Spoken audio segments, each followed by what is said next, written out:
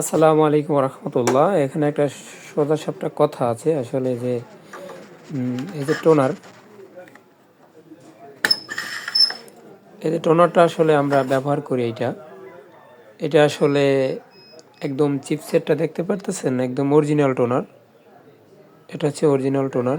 আমি স্টারটেক থেকে যখন মেশিনটা আনিয়েছিলাম অনলাইনে, তখন তাদের কাছ থেকে এটা কিনছিলাম। কিন্তু এটার বিষয় হচ্ছে আপনার এটা যদি আপনি এটা কেটে যদি আপনি লোকাল কালি ইউজ করেন, সেক্ষেত্রে আপনার কি সমস্যা হতে পারে। যেমন আপনার মেশিনের অতি দ্রুতই হিট রোলার চলে যেতে পারে, তারপরে আপনার ড্রাম্পে সমস্যা হতে পারে, ছাপা আসবে না অ্যাকুরেটভাবে, মানে বিভিন্ন সমস্যা দেখা দিতে পারে। এই মোটরসাইকেলের মতো বিষয় হচ্ছে আপনি এই মেশিনটা দেখা যায় আমার মেশিনে আমি আপনাদের দেখাই। এখানে যদি আমি এখানে যাই, ইনফরমেশন, এটা 8089টা কাউন্টার করা হয়েছে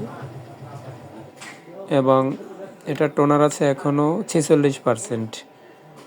আমি এই মেশিনটা কেনা থেকে এখন পর্যন্ত 8889টা এখানে আমি যদি এই মেশিন আমার কালি শেষ হওয়ার পরে যদি আমি ঢুকাই, কালি রিফিল করি, সেক্ষেত্রে আমার মেশিনে বিভিন্ন সমস্যা দেখাতে পারে। আমি যদি অরিজিনাল টোনার ঢুকাই তাহলে এরকম সমস্যা দেখা দেওয়ার সম্ভাবনা খুব কম। যেমন দেখা যায় একটা টোনার যদি আমার 12,000 কপি হয়, 12,000 কপি হলে আমার যদি 12,000 টাকা যায় সেখানে, আর যদি টোনারের দাম যায় 4,000, 12 আর 4 কত, 16,000, তাহলে আমি 3 টাকা করেও যদি নেই আমার অনেকগুলো কপি হবে।